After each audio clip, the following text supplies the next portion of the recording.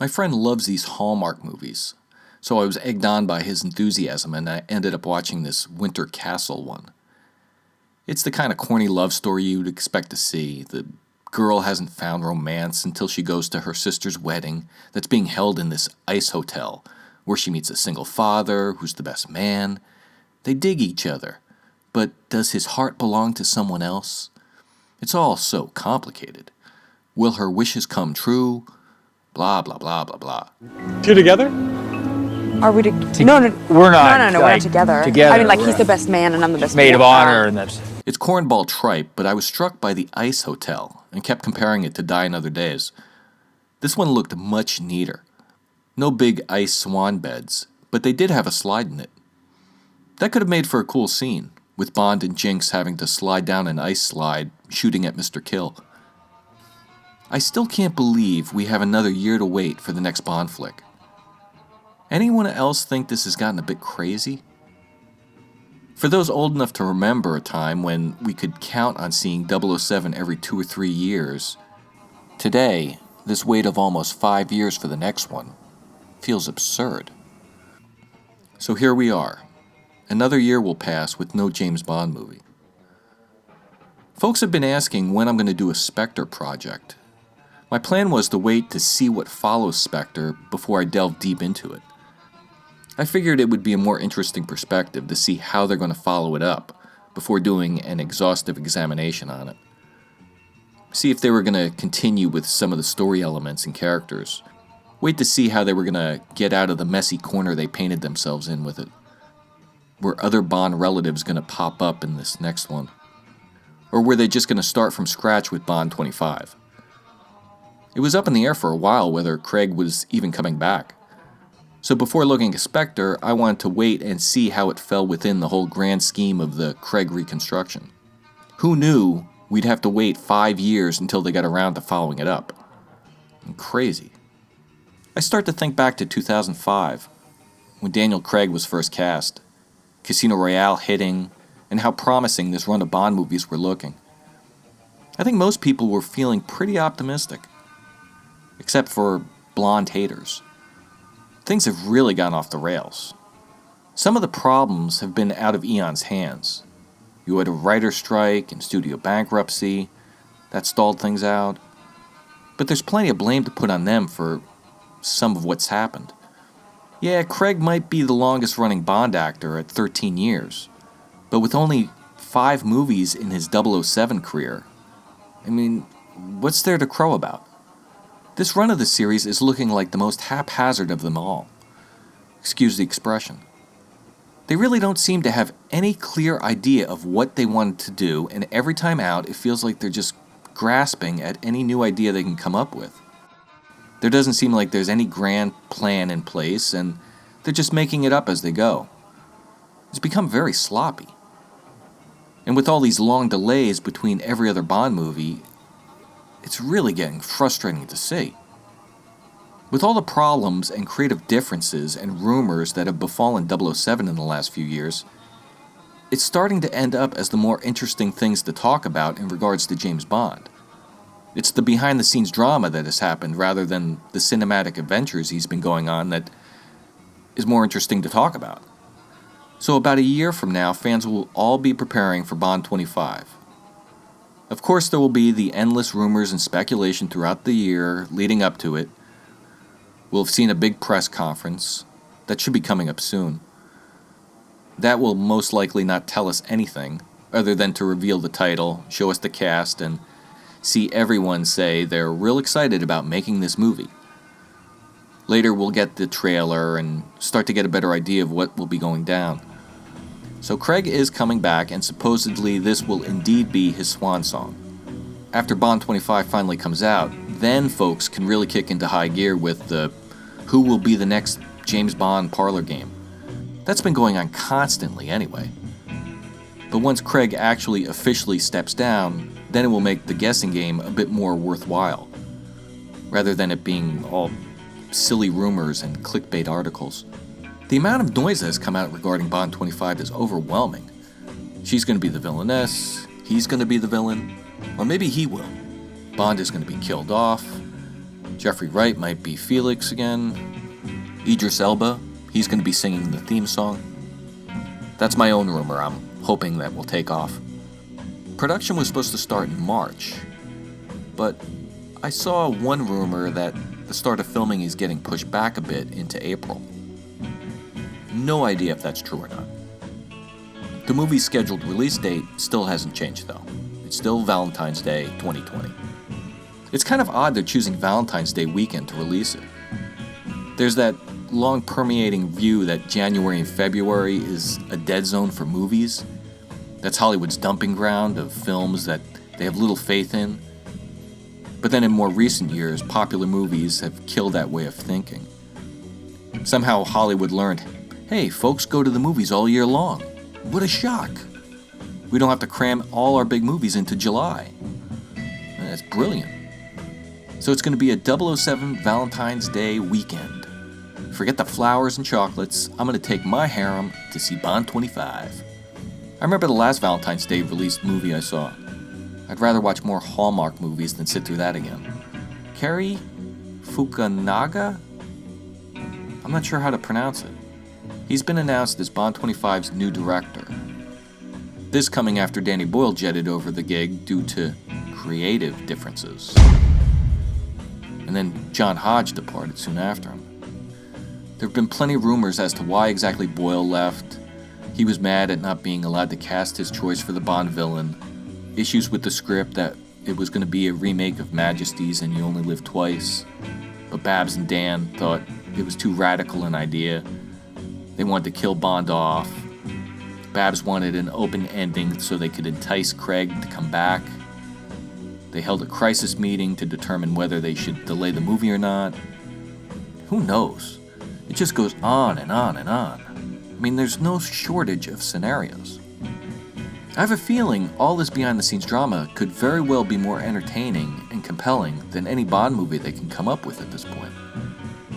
Now, Purvis and Wade are back writing a Bond 25 script after previously saying they wouldn't know how to go about writing a Bond movie in this political landscape of today.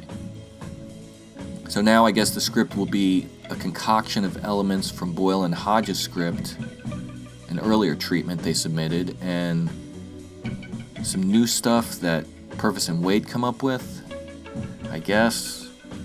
Then I guess Fukunaga will contribute his own ideas to it. I don't know, I assume they're typing up something. At one point, soon after he was hired, Fukunaga mentioned that he's toyed with the idea of having Christoph Waltz return as Blofeld. Whatever. I really don't care if we see Waltz's Blofeld ever again. I think I would rather just forget about him altogether. I saw this latest rumor that Emma Stone and Dakota Johnson might be in this. I hope that doesn't happen. Emma Stone, I'm tired of seeing her. It's just a rumor, but why are they trying to get popular actresses everyone knows in this? They don't need to do that. That would sort of be like when they used Halle Berry. They don't need huge star power to fill the roles in a James Bond movie. Bond movies can make stars. They don't need them. It's probably BS anyway. I'd love to know where all this stuff comes from, and what are the sources of all these rumors. Oh, remember when there were rumors that production got underway when they spotted Craig filming something? Nah, that was just a Heineken ad he had to shoot for Bond 25, which now they have to sit on until they actually make the movie it's sponsoring. At least they got the commercial out of the way. Probably the selection of the next Bond actor will go more smoothly than this. Yeah, okay. Yeah, let's go with this guy. Oh, great. When do we get to see his 007 debut? In about 10 years. Maybe in a few years we'll get the real story on this. Or at least get a better picture of all the madness that has been unfolding. But once Boyle split, the original release date of fall 2019 was pushed back to Valentine's Day, and Fukunaga, he signed on. I'm not at all familiar with Fukunaga. I've been meaning to watch some of these TV episodes he's directed and see how they are. I've heard some of his stuff has been quite good. It seems his experience is more in television than film. But nowadays, television is far ahead of what it once was viewed as. It might not be on the same scale as a big blockbuster, but some of these shows, they can be just as good as a feature film. So it's not like his only experience is directing a few episodes of Webster and now he's doing a Bond movie. So again, who knows? Maybe he's a perfect fit for Bond. I guess some hardcore fans are going to go ape that he's not British, but, whatever. Fukunaga has said Léa Seydoux will make a return appearance in Bond 25. Also returning are Ralph Fiennes, Naomi Harris, and Ben Whishaw. Ian was said to be looking for 2 other actresses. One would play an MI6 agent who works with Bond, and another a mystery woman, as well as the Bond villain. My guessing impulse is that they're looking for a sacrificial lamb and villainous lady. Bond will bed one, or maybe both of them.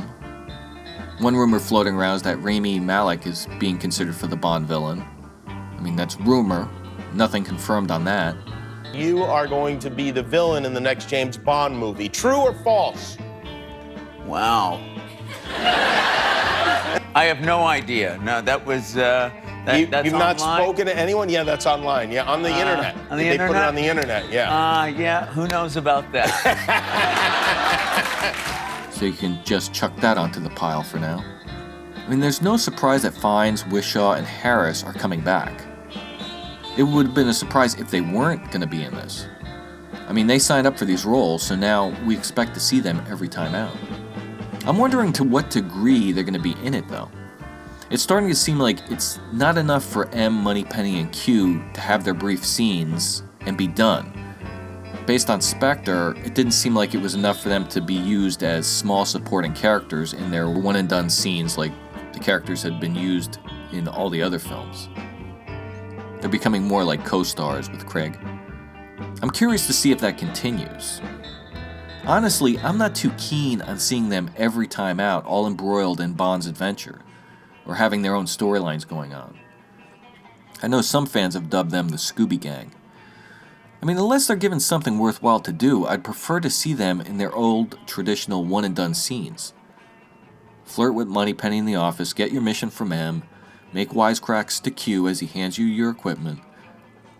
They shouldn't have to find ways to have them keep popping up in the story just because you have these good actors and you want to feature them more. So they're going to be back. Anyway, I was not crazy about Spectre. Very underwhelming, and think they really goofed things up with it. I think it was a big mistake to try to connect all of Craig's films into one big continuity with it. Looking back, it was not a good thing that Ian got back the rights to Spectre and Blofeld, since they just squandered their return in Spectre. Or maybe it would have been nice that they were now able to use Blofeld and Spectre again, but they were just too eager to use them. They should have put them in a drawer and saved them until later. Take their time to start building them up with a new Bond. Make them this mysterious presence that hangs over everything. Give hints of their power, and then have a big payoff featuring them in their own movie. It's funny, when they were making the older Bond flicks, they were filming Fleming's books all out of order. There was little regard to any continuity, but they managed to drop these little teases in of Blofeld and Spectre in them. Everyone saw this faceless guy with a cat. It really must have tantalized everyone, making them wonder who this guy is. Maybe the filmmakers weren't exactly planning on ever raising the curtain on him and letting folks see him, but when they did in You Only Live Twice, it must have been a hoot.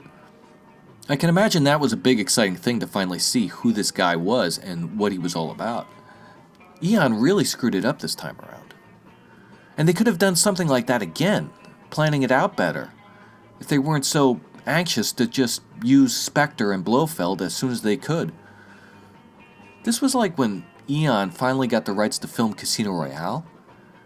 Brosnan was playing Bond at the time, and they could have either made Casino with a more mature Bond with him, or wait and use it to introduce a new younger Bond.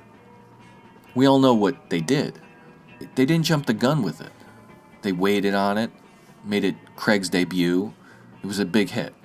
They should have done something like that with Blofeld again. Pace yourself, guys. Pace yourself. Jeez. I mean, they already established the whole quantum organization. At the time, fans all thought, oh, this is like the new Spectre. They had Mr. White. They introduced this guy way back in Casino Royale. It was lucky they didn't kill him off in Quantum of Solace, like at one point that was planned. Great, so, he's still alive. We could have gotten a satisfying story of Bond finally confronting Mr. White and coming head-to-head with Quantum. Something we've been waiting for years. They teased us with it in Casino. They squandered it in Quantum of Solace. They could have redeemed it all. If they wanted continuity in Craig's run, they had it all there laid out for them. They should have just continued on the track they laid out and just saw it through. Instead, Eon got the rights back to Spectre and Blofeld in 2013. They jettisoned everything that came before, and just out of nowhere they said, oh, no, forget about Quantum and Mr. White. They're really not the top dog here.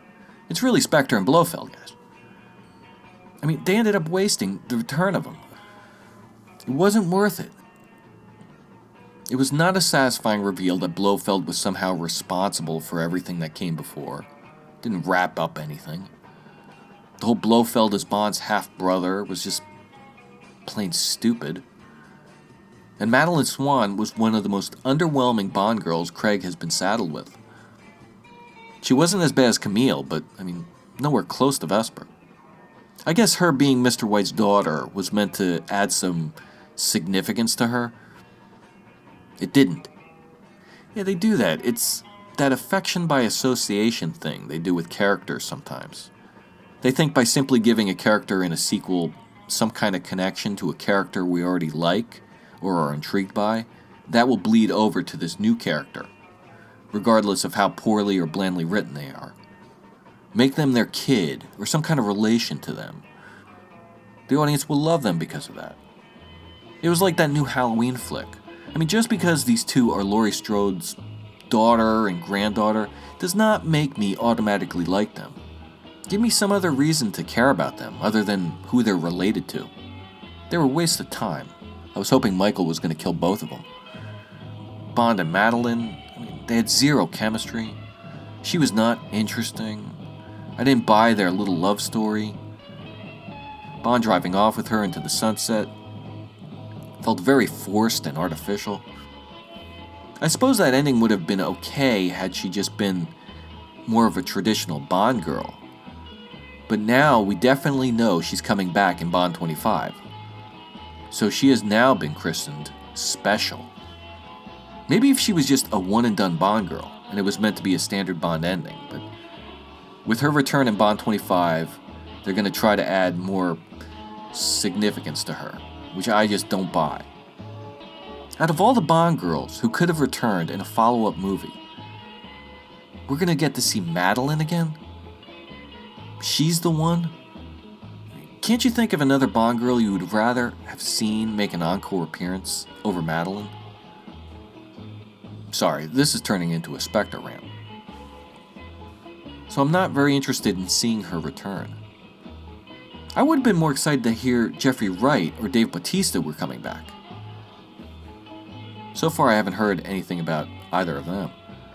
Heck, even if they had said Monica Bellucci was going to return, that would have gotten me more psyched. Her and Craig had a much better scene than anything he did with Leia. It would have been cool had they said, okay, we want Monica to come back so she can have something to do in this one, other than allowing us to say we have a woman over 50 years old who's a Bond girl. Oh, she's 50 years old, she's a Bond girl, she's 50. Yeah, is that it? You didn't do anything with her. You might as well have put her birth certificate up on screen. Wasted. But no, we're going to get Leia back, and I don't know why I should be excited about it. What can they do with her? Let's get the big one out of the way. They're going to pull a Majesty's demise with her. Bond is all happy with Madeline. They're living the nice, peaceful, quiet life. If Bond has retired. Again. Then she gets killed. That brings Bond back into the service. Again. This time the mission will be personal. Again. As he goes after the people who killed dear sweet Madeline. Doesn't this sound familiar? I mean, haven't we seen this enough? How many times are they going to do a personal mission for Craig? He does it every time out. Does his Bond ever go on any authorized missions? Is he always looking to quit? Are there any other dangers happening in the world that he has no personal stake in and he's needed to save the day? Does he ever want to follow orders and do the job for Queen and Country? I mean, I guess he's done some regular official missions throughout these 13 years. But we never got to see him. It's funny, he doesn't seem like he likes being a 00 at all. He's always got one foot out the door. Yeah, Bond is meant to be lectured by M by not following orders while on a mission. But it's gotten to be the norm for Craig's Bond to be admonished for being on a mission he's not even supposed to be on. So if we go with this Majesty speculation, the scenario would be Madeline getting murdered, kicking things off, and we're once again watching Craig's Bond doing the personal thing and having the mission revolve around him and his emotions. It's kind of lost its impact at this point. I get they want to give the guy a more personal stake in the story and provide him more motivation than just being handed an old dusty traditional mission, like the older Bond films. But even with those movies, Bond would meet, say, a Bond girl along the way. She'd be embroiled with the villain or his plan somehow. Bond would start to care for her, he'd want to save her, and that would help provide some personal touch in the story. Vesper dies. He's protecting M. His long-lost brother is pulling strings. The expansive wide world that Bond used to explore, meeting brand new characters in a new story, has really shrunk. If they do indeed do a Majesty's, she's killed and Bond is out for the revenge thing, I'd feel like it would just be a do-over of what Casino and Quantum were meant to be. Only this time, the death of Madeline wouldn't carry as much weight as when Vesper bought it. I wouldn't be as interested in seeing Bond find the ones responsible for Madeline's death and find his solace by catching up to them. I haven't heard confirmation that Waltz is returning, so unless his Blofeld has escaped from prison and is responsible for Madeline's death, I'm not sure what other point there would be in bringing him back. Unless Blofeld is still in prison and ordered Madeline's death from his cell, I don't know what they'd do with him and what part he would play. It would be pretty weak that he ordered Madeline's death from prison. Bond could just go to the prison and kill him right there if he wanted to. And he'd only have himself to blame for not just shooting him on the bridge at the end of Spectre. Then I guess Bond could then go after Blofeld's triggerman or henchman, which would kind of be anticlimactic. They already wasted Blofeld's reveal of being the author of all his pain. The secret is out. So now we'd see that Bond had an opportunity to finally end that in Spectre. He didn't. He tried to take the high road there, and now he's just allowed Blofeld's pain book to keep being written into this next movie. Bond would regret he just didn't kill the SOB 5 years ago while chugging martinis. Or maybe it would be a completely new villain who's roaming around who kills Madeline, and Blofeld has zero connection to what has happened. He's just sitting in prison reading books, not responsible for anything. That could be kind of a come down, watching Bond go after a new villain who has killed his love, right after this big ominous puppet master half-brother reveal who was the head of the biggest criminal organization on the planet in the last flick. But this time he has nothing to do with this final chapter of Craig's Bond story. See how I think like they painted themselves into a bit of a corner with Spectre? Or maybe Madeline could just be in one disposable scene. She's broken up with Bond and he calls her trying to get her back. Come on, baby, don't do this. Valentine's Day is coming up. I rented a Hallmark movie for us. She just hangs up on him. That's the first big return of a Bond girl. The only upside by going this route and retreading a similar girl is killed, Bond seeks justice, revenge story again would be it might be a better movie than Quantum of Solace was. No four elements being dropped, no zippy camera work or confusing storylines. But for me, it's not worth it, and I'd rather them do something different.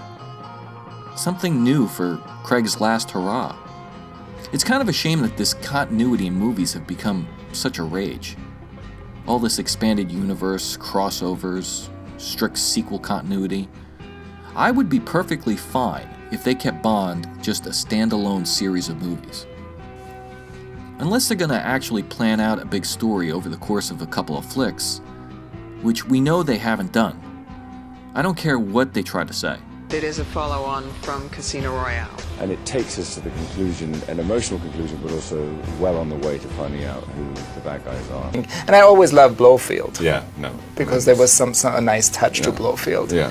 And, you know. Maybe he'll return one day. I think it'll be quite good. Especially, we'll get the cat back in. Thought that this kind of completes this story of Vesper and Bond. But do you know what's going to happen next? No.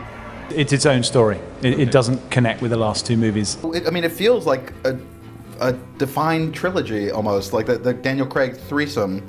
This feels like an ending to something they started 2 movies ago, and yet I guess it wasn't thought of that way. It wasn't conceived that way at all. No, and I think it's only in the last sort of 5 minutes of the movie that you really see a kind of squaring of the circle, if you know what I mean. A sort of completion of some part. What we're going to do next time to do this is really something I don't even want to think about.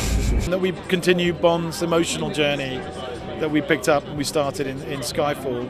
But there is a sense of completion, I think, in this movie, which there wasn't in the last. Well, I think as far as other films are concerned, first of all, we only come out every 3 years. Fukunaga said something like Bond 25 is going to continue the story arc that was started in Casino Royale. Do you believe they planned an arc for James Bond when they were making Casino Royale? Other than us watching him on the road to becoming James Bond, what's the other arc? That he's going to fall in love and quit? What's the ending to his story? That he ultimately dies? They didn't even plan out Quantum of Solace, which was meant to be a sequel, or so they told us. We just decided. They expect us to believe that they got a whole story in their minds that's stretching out over the course of 5 films. I guess they can kind of come up with an arc to follow with him now, but I don't think Eon had any grand scheme in place. And if they did, the momentum got derailed by all the delays with the productions. Maybe I'm in the minority, but I'd rather they just drop all this baggage they've accumulated with all these other flicks, forget about any dramatic arc they're dreaming up or exploring his background or origins anymore. Give Craig one standard old-school basic Bond mission to go on. Try to freshen that up best they can and give him a grand farewell with it. But now, after Spectre, by them trying to do this huge, all-encompassing storyline, piecing it together with Scotch tape, if they just made Bond 25 a standalone flick, it would seem odd now, and probably just confuse general audiences. So clearly, with Leia's return, they're sticking with some sort of ongoing storyline here. And I hope they just don't even touch any of that is MI6 relevant storylines anymore. I mean, enough with that. Everyone should be on the same page now with wanting double O's running around.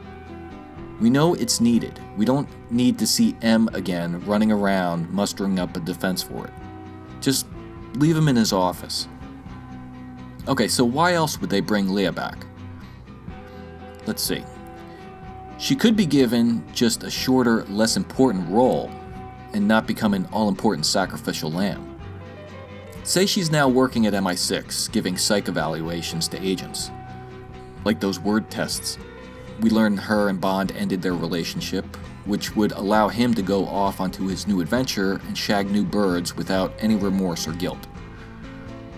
I mean, he can't possibly be having sex with other ladies while he's meant to be faithful to Madeline, right? I mean, that might have worked with Lazenby in the swinging 60s, but today, watching Craig shag a bikini girl behind Madeline's back won't make him look too good. It would also negate any specialness about her to him, and having her return would just be moot. We see Bond frolicking with her at the start, he gets a call and leaves her in the dust, and we never see her again. Again, what would be the point? Just a glamorized cameo? Or could it be that would be the point? Have us be disappointed in Bond's behavior and how he treats Madeline, and his arc will be learning he shouldn't shag while being in a relationship. I mean, that'd be dumb. That could turn into like some insipid romantic comedy. Or will they try to establish that he does truly love her? He will remain devoted to her and not have any sex with any other Bond gals throughout the entire movie. Maybe some innocent flirting with his new female agent and this mystery woman, but he'll never get horizontal with them, and the sex box in the Bond blueprint will not get checked. Or how about Madeline betraying Bond? She was Mr. White's daughter, so maybe she's not as innocent as she let on. Maybe there's a little bit of a Vesper deception going on. I don't see that happening either. So yeah, she's probably going to be killed, and it's yet another personal story for him.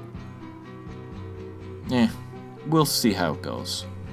Maybe they got some tricks up their sleeve with this one. The press conference will be coming up soon. Hopefully it will be another Q&A one. Those are the most fun to watch, with the bird-brained questions by reporters, you know?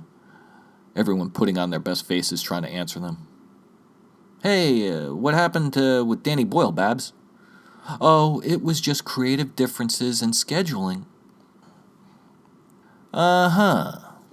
I will be very disappointed if Craig doesn't leave us with one final parting moment of shooting or somehow exploding at least one combustible tank in Bond 25.